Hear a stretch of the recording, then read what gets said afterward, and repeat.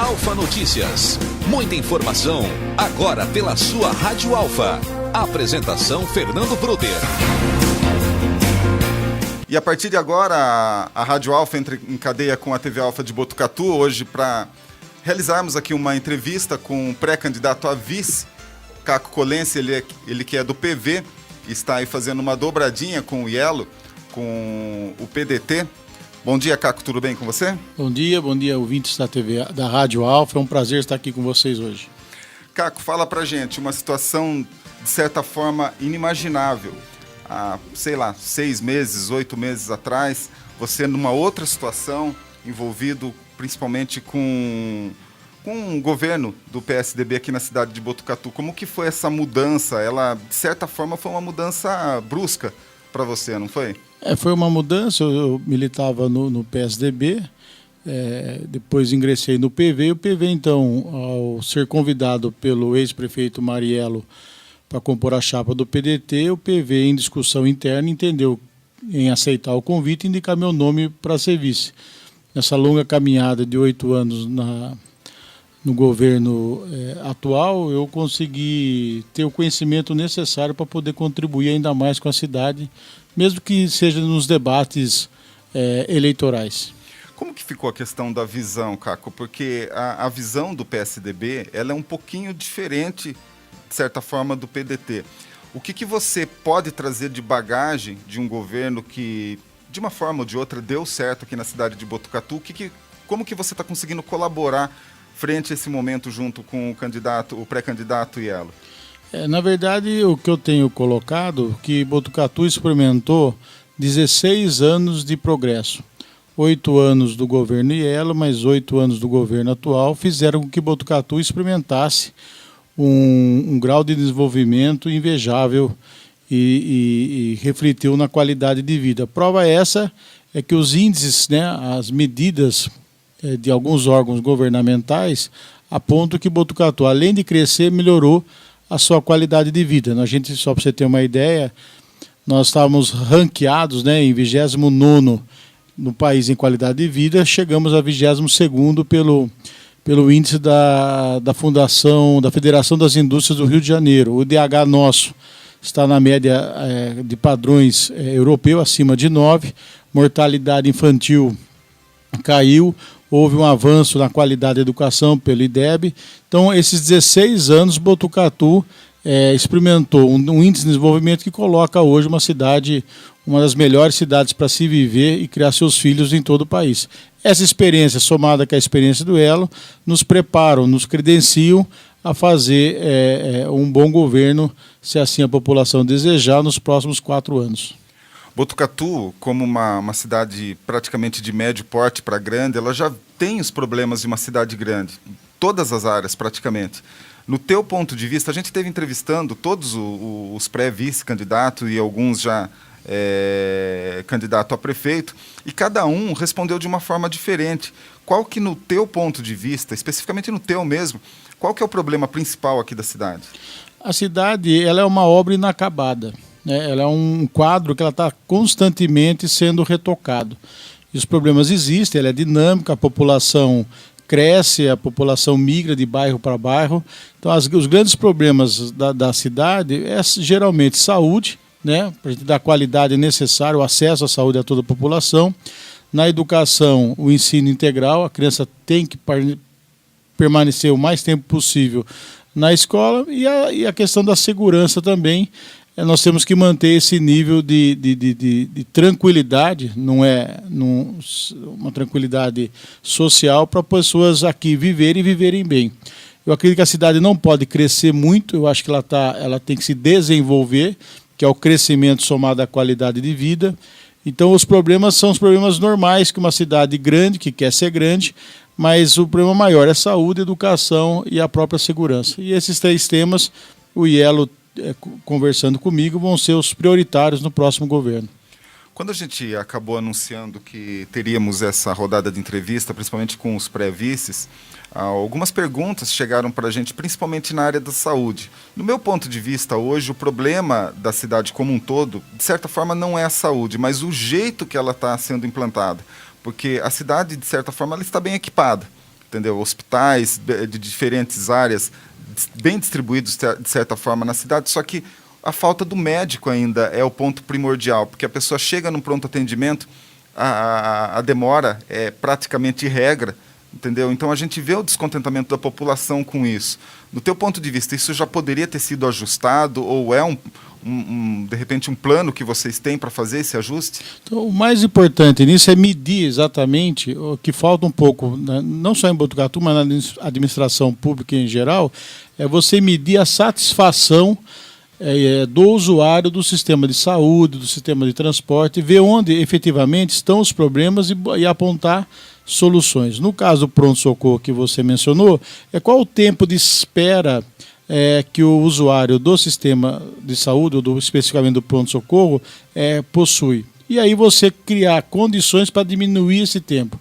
Não é só a questão do médico, nós temos um problema ali dos exames que demoram para retornar. Nós trabalhamos ali no pronto-socorro uma pessoa que tem, por exemplo, uma dor de cabeça, uma enfermidade um pouco diminuída, misturada com uma pneumonia. Então, o que nós temos que fazer é diferenciar. Já foi feito nessa gestão o pronto-socorro infantil. Nós temos que criar o pronto-socorro do idoso, o pronto-socorro da mulher, para diminuir e dividir o tanto de gente que chega numa porta só, que é o pronto-socorro. Você tem a UPA, que está sendo construída lá no Jardim Brasil, Jardim Ciranda, também vai ajudar a desafogar um pouco o pronto-socorro.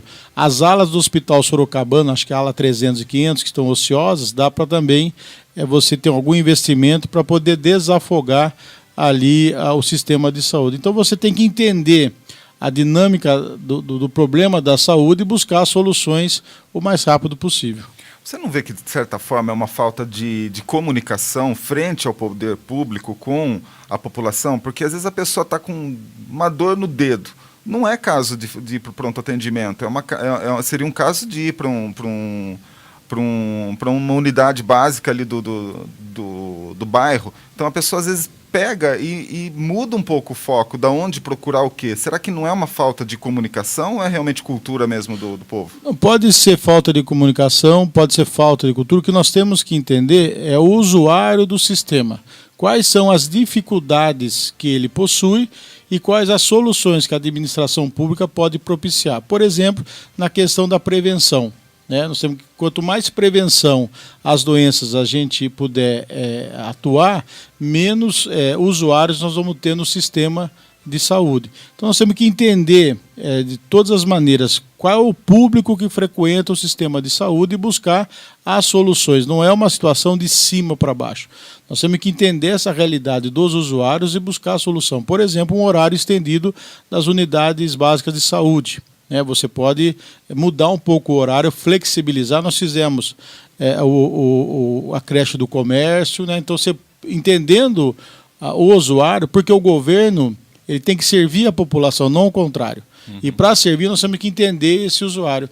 É um pouco da eficiência da prestação de serviço que se na iniciativa privada tem, o poder público tem também que atuar nessa linha. Entender os usuários do sistema de saúde e buscar soluções mais customizadas, para usar o termo técnico, para que aquele usuário possa estar com a sua necessidade satisfeita.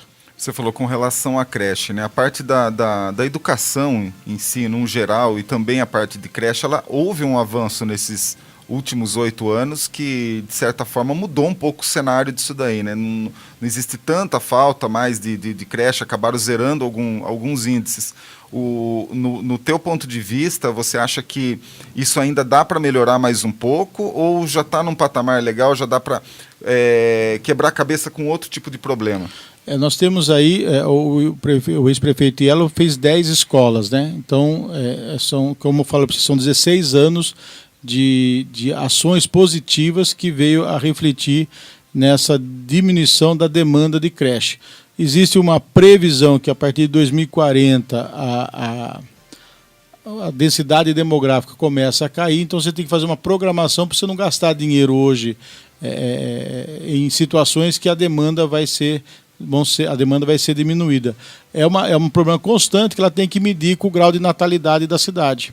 Então você tem que fazer o planejamento baseado no número de nascimento nas maternidades para você fazer uma programação dessas necessidades. Agora, você tem vários conjuntos habitacionais que diminuiu a concentração de creche no centro da cidade. Nós temos que levar essas creches, essas unidades básicas de saúde, aos novos conjuntos habitacionais. Então, não é uma demanda que cessou. A continuidade da creche, baseada no número de natalidade e dos novos bairros que se formaram, é uma prioridade para a próxima gestão de colocar a creche nos conjuntos habitacionais que foram construídos ao longo desses anos. Uhum. Nessas últimas 2 semanas, Caco, tem sido jogado muita coisa ao vento e tem se questionado muito na questão da política de inclusão. Como que você está vendo esse momento? Será que dá para colocar isso no pacote e, de repente, trabalhar em cima isso de uma forma mais ampla aqui na cidade de Botucatu? Isso foi um avanço também, porque hoje as calçadas já estão rebaixadas, já tem o piso podotátil, já tem semáforos com possibilidade auditiva. Você percebe que, por exemplo, os cinemas já têm espaços próprios para as pessoas que possuem alguma necessidade especial. Houve avanço na escola Nair Pérez, na própria APAI. Nós fizemos uma cadeia, uma organização pedagógica das pessoas com deficiência ou com necessidades especiais. Então, isso também é um avanço que essa política ela deve ser colocada como prioridade. Existe uma secretaria que organiza também toda essa temática, né, de inclusão. Temos que avançar, evidentemente, temos que melhorar toda a mobilidade urbana para atender a pessoa com deficiência e fazer todas as formas de inclusão. Mas nós recebemos aqui, em torno de uns 15 dias, um especialista nessa área. Ele falou que a questão não é só criar mecanismos para que isso seja uma questão de locomoção, alguma coisa. O problema, no ponto de vista dele, é bem mais complexo do que isso, sendo levado em conta a questão da educação para esse povo, capacitar esse povo, porque muitas das empresas, até por força de lei, eles são obrigados hoje a contratar um certo número, um certo percentual de funcionários para estar trabalhando. Só que não existe uma capacitação específica no que realmente aquela pessoa com deficiência ele pode trabalhar ou não, se ele tem, de repente, um nível superior que atenda às necessidades da empresa. Então, é uma série de mecanismos que a gente está entendendo que é a longo prazo ou a médio prazo que vai ser resolvido, né? Nós temos tem uma dificuldade que às vezes a empresa tem a vaga, mas o deficiente não está motivado a ingressar nessa vaga que é reservada, inclusive, por lei. Nós temos o SESIS, que pode fazer essa formação de inclusão para as pessoas com necessidade especial, com algum tipo de deficiência. Existe um problema também da pessoa perder o benefício assistencial pelo INSS ao ingressar no mercado de trabalho e por algum motivo ser dispensado, teria que renovar. Então, é uma temática que precisa sentar todos os atores, né? Poder público, as empresas e esse segmento para a gente buscar soluções. Existem hoje, tivemos muitos avanços de fazer a inclusão.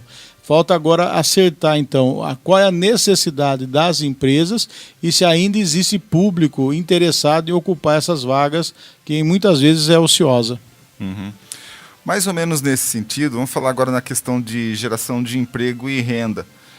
Botucatu está crescendo, tem vindo muita gente de fora, dos dois lados da moeda, ou vem para trabalhar ou realmente vem para dar oportunidade de trabalho para a população. Como que vocês pretendem colocar essa política realmente de segurar essas empresas aqui na cidade de Botucatu de uma certa forma que elas possam desenvolver um trabalho, dar suporte para elas, sendo em liberação de algum espaço específico para eles, frente a alguns lugares que já existem aqui na cidade de Botucatu, de certa forma que a gente possa chamar mais indústrias para a cidade, porque no começo da entrevista você falou que, de repente, Botucatu está crescendo, mas tem que ter um crescimento ordenado. Eu também vejo isso, porque tudo que tiver uma disparidade, de certa forma, pode trazer problema na educação, pode trazer problema na saúde, na própria segurança. Então, como que dá para trazer isso daí com sustentabilidade? Nós temos 2 exemplos aqui. Precisamos acelerar a implantação do Distrito Industrial 4 ao lado do Distrito 3, que seria a doação dos terrenos para que as indústrias aqui firmassem. O terreno ele ajuda, né, mas ele motiva principalmente o empresário a construir rápido e ampliar sua fábrica. Ao ampliar, evidentemente, precisaria de mais empregados, além de se gerar o emprego na construção civil, né? A construção civil é interessante porque você pega o empregado não muito qualificado até o engenheiro formado. Então você teria que acelerar urgentemente a implantação do Distrito em 4 para fazer a doação às empresas e elas imediatamente construírem. Nós temos também ali o parque tecnológico, né? Existem terrenos ali, nós precisamos dar uma acelerada urgente para a implantação e estímulo para que as empresas também implantem as suas indústrias, suas empresas de tecnologias naquela região. Na questão da saúde, né, também ao construir unidades básicas de saúde ou novas escolas, você também gera emprego, né, como eu disse, na construção civil, quando você constrói, e na própria implantação. Para cada leito construído, você gera 4 empregos na área da saúde. Então, a prefeitura, o órgão público, é o grande motivador e incentivador dessa máquina de geração de emprego. Como hoje existe uma crise política e econômica, a prefeitura tem que ser criativa para poder motivar, fazer com que a crise seja superada através de investimentos públicos para você gerar emprego, gerar renda, gerar ganho de tributos e fazer a máquina econômica girar. A prefeitura é o grande motor para que isso aconteça através dos investimentos públicos em infraestrutura principalmente. Essa semana foi levantado o assunto novamente, a questão dos piscinões. Houve aí uma audiência pública, não sei se você esteve ali participando, mas do ponto de vista nosso, frente ao atual governo, é que, de repente, eles levantam uma bandeira que vão fazer alguma coisa, de repente até faz uma inauguração do projeto, não sei do que, cria-se uma expectativa em cima da população e o projeto ou de certa forma não sai, ou demora muito para sair. Então, depois de anos, a gente já entrevistou o prefeito numa ocasião na TV há anos, possivelmente uns 3, 4 anos, falando dessa questão dos piscinões. A impressão que dava é que dentro de 6 meses ia estar tudo lindo e maravilhoso. Infelizmente não aconteceu, dependia de uma série de licitações, você acha que teve diante desse processo lá, só que agora finalmente parece que vai sair. Você acha que isso aí é possível ainda sair nesse ano, diante dessa questão política, eleitoral que vive o Botucatu e todo o cenário do Brasil, ou você acha que isso aí vai ser para o próximo governo? Mais importante que os piscinões é falar para a população que nós fizemos um planejamento, né, uma política pública sobre drenagem urbana. Então, hoje, Botucatu, ela possui um planejamento sobre drenagem, microdrenagem urbana, que são as galerias de águas pluviais, e o macrodrenagem, que são esses piscinões que contêm a água da chuva. É um processo demorado, o valor total é de 38.910.000, quase 40 milhões de reais, está se arrastando há quase 4, 5 anos. A dificuldade é imensa, porque você tem, de um lado, o governo federal, Caixa Econômica Federal, Prefeitura Municipal e as empresas terceirizadas. A primeira empresa que fez esse projeto acabou não entregando, ganhou a licitação e não entregou a obra, precisamos chamar a segunda. Então tudo isso demora. O que é importante é que Botucatu hoje, independente do prefeito que seja, ele tem uma política pública para seguir. Os piscinões, dificilmente é um programa que haverá retrocesso. Já veio dinheiro para desapropriação do Lava Pés, já foi feito, já veio dinheiro para desapropriação ali da Casa das Meninas, do lado da rodovia Marechal Rondon, já está desapropriado. Agora a próxima fase é a licitação desses dois. Ao licitar esses dois, a entrega então dos outros 3, que é o Tenente, o Antártica e o Água Fria, que é uma sequência. Então o que é importante é que hoje você tem uma política pública para drenagem urbana, uma política pública para sistema viário.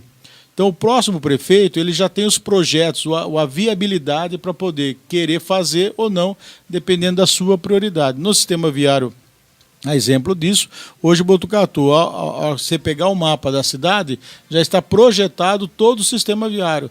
O que você não vai ter, por exemplo, o Jardim Planalto na trajetória do eixo universitário. Então, Então, essa falta de planejamento, acho que nós superamos em grande parte, e os piscinões, não só os piscinões, como sistema viário, sistema de política de iluminação pública, nós temos todos esses planejamentos prontos para que o próximo prefeito possa seguir e ganhando tempo na administração pública. É um processo demorado, porque são vários atores políticos que atuam nesse processo. Mas o importante é que ele vai sair ao longo do tempo. Você falou a respeito do planejamento. Planejamento, no caso dos piscinões, no meu ponto de vista, é importantíssimo, porque se rompe um desses piscinões, pode trazer um problema maior do que a própria enchente que a água poderia trazer.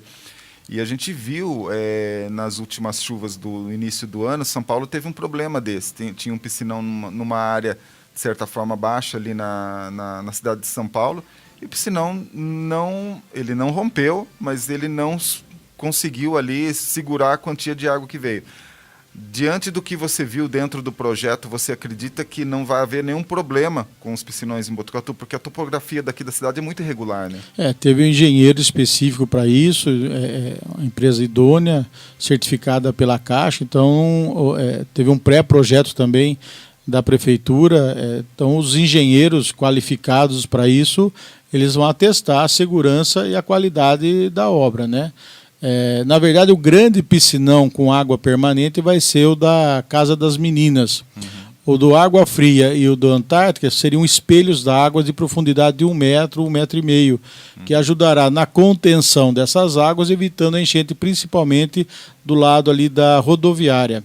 A do Tenente também vai ser um bom espelho d'água, que vai segurar as águas da chuva da região do shopping e evitar que o assoreamento do Ribeirão Lava-Pés, que também é um projeto que está no Ministério das Cidades para fazer a contenção do leito do Lava-Pés e futuramente a construção das marginais. Esse projeto do Lava-Pés é um projeto de 40 milhões de reais, já está sob análise do Ministério das Cidades, mas com essa crise financeira é muito difícil que isso aconteça. É muito difícil, não sendo especialista, ficar julgando uma situação, mas o caso da rodoviária chega, de certa forma, a ser vergonhoso. Qualquer chuvinha inunda ali. Você acha que já não deveria ter acontecido alguma coisa que, para pelo menos amenizar um pouco a situação daquele espaço ali? A última construção que teve foi na época do Jamil Cury, que ele fez ao contrário dos piscinões, que é a aceleração da água. Mas é insuficiente, porque o que acontece com as cidades, com o asfalto impermeabilizou. Ao você asfaltar, você concentra a água e dá aceleração. Então, os piscinões nessas regiões é o que vai efetivamente conter. O que você pode fazer são as limpezas do leito do rio, que é um programa permanente, mas o que vai conter essas enchentes são a construção efetivamente dos piscinões. Mas eu vejo que a limpeza, ela não tem uma frequência. Isso aí só acontece após ali uma enchente. E eu vou ser bem sincero para você, Caco. A gente já teve uma situação que a gente foi fazer a matéria pós-evento ali dentro bem ao lado da Associação Atlética Ferroviária, e um maquinário da própria prefeitura fazendo realmente a limpeza ali da pista na parte superior, e eles não tinham um caminhão para jogava dentro do leito do rio de novo. Então, isso não pode, que né? tipo de coisa? A gente pegou, até de certa forma, por uma ética, a gente não colocou esse material no ar. Procuramos a administração, informamos que havia o problema, a gente tinha imagem do motorista, do caminhão, daria perfeitamente para realmente expor aquela situação, mas a gente não queria que mais uma pessoa, de repente, ali perdesse o emprego por causa da gente especificamente. Mas assim, a gente vê que é uma falta de orientação, de repente, ali para o pessoal de obras fazer a prefeitura tem que dar o exemplo, né? Sim, isso não tem dúvida. Às vezes é um caso isolado, eu acredito que seja, mas a prefeitura tem que dar o exemplo porque depois afeta toda aquela população. Então, infelizmente, isso aconteceu, não é a prática da prefeitura, evidentemente, mas é um caso que tem que ser repudiado. Falando ainda da questão de obras, juntamente aí com a questão do trânsito, eu acredito que em pouco menos de 2 anos, Botucatu vai acabar travando o centro da cidade. Não existe mais como você andar em alguns horários. Vocês pensam em realmente fazer alguma espécie de uma marginal, alguma coisa que pudesse desafogar um pouco o trânsito da cidade, principalmente o acesso à região norte? Você viu, ontem foi um caso clássico, né? Você estava fazendo asfaltamento da Dom Lúcio, o asfaltamento, a revitalização da Mando, Festa de Santana e na Cardoso de Almeida, obras do gás. Ontem simplesmente travou.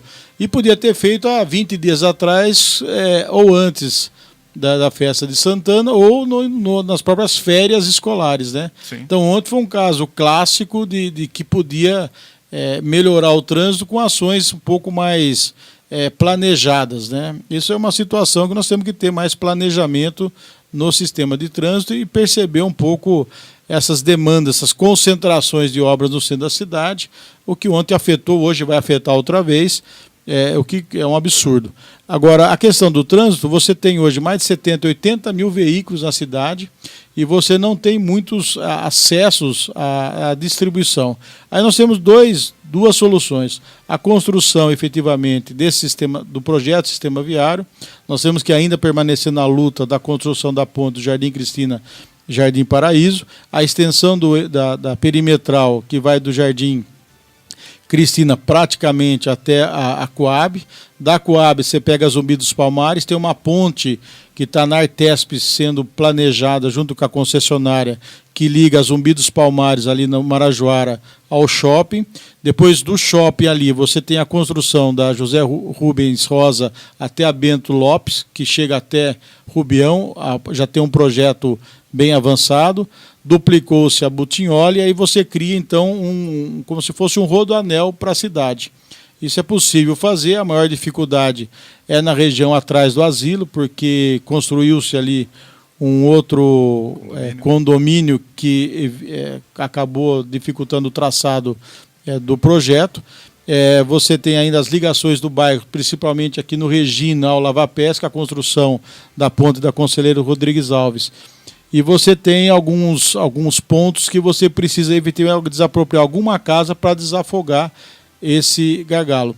Outra situação importante, que os loteamentos novos ou esses que já foram construídos, é dotar de centro comercial, né, que tem o banco próximo, que tem uma loja ali, uma padaria, para que as pessoas, um supermercado, para que as pessoas evitem de deixar, por exemplo, o Ouro Verde, atrás ali do Cambuí, do Itamaraty, para que venha no centro da cidade e resolver uma conta de telefone. Então você tem um trânsito de 4, 3 horas, 1 hora, por exemplo, para ir, são 2 pontes pequenas que temos ali, para vir aqui pagar uma conta. Então você descentralizar os serviços privados e públicos ajuda também a diminuir o fluxo de trânsito, a diminuir o CO2 na atmosfera e dar mais tranquilidade para aquela comunidade. Essa é uma outra experiência, né? Os novos loteamentos têm que ser dotados com centros comerciais. Perfeito. Caco, a gente tem mais 3 minutos. Eu gostaria que você fizesse as suas considerações finais, o que você espera realmente desse final de campanha eleitoral aí para, enfim, chegarmos aí a 2017 com uma prefeitura, eu acredito que de certa forma, eu acho que de todas as opções ela vai mudar. Nós temos aí, não é nem final, né, é o final da pré e começo da campanha propriamente dita, que começa dia 15 de agosto. Os candidatos são todos eles qualificados, os nossos adversários, podemos dizer assim, amigos, são totalmente adversários. A nossa diferença é que nós estamos preparados para governar a cidade desde o dia 1º de janeiro, se o povo entender e se Deus quiser. Então nós temos esse preparo. O prefeito Ielo, ao entrar na prefeitura, saneou os cofres municipais, construiu escolas, pavimentou a cidade, a administração atual contribuiu ainda mais para o desenvolvimento da cidade. Nós estamos preparados para administrar a cidade a partir do 1º de janeiro, se a população entender que nós reunimos as condições necessárias para fazer um bom governo e continuar esse progresso e essa qualidade de vida que Botucatu tanto tem e que deve ser mantida por qualquer um dos nossos adversários, que tem todos eles qualidades necessárias. Talvez a grande diferença, ou a pequena diferença, é que eu e Ielo temos preparos, conhecemos a máquina administrativa para poder administrar bem a nossa cidade. Perfeito, então, Caco. Eu gostaria de agradecer mais uma vez a tua participação aqui conosco, dizendo que com certeza não será a última, mas já voltando aí como candidato propriamente dito, a gente vai ter, de repente, novos argumentos, novos pontos para abordar realmente para passar para a população. Eu que agradeço a oportunidade e parabenizar a rádio, que em pouco tempo tem um sucesso garantido e conquistado, não só para a população, que a web chega a todos os rincões, mas parabéns à sua iniciativa e conte sempre com a gente. Perfeito, então. Muito bem, agradecemos aí a participação de todos os telespectadores da TV Alfa que durante toda essa semana puderam ouvir aí, assistir a cada um dos pré-candidatos a vice-prefeito aqui na cidade de Botucatu. Fiquem agora com o restante da programação para esse fim de noite aqui na TV Alfa. Na sequência aí você tem o Flash Mix com o professor Nelson. Fiquem todos com Deus e até mais. Termina aqui Alfa Notícias.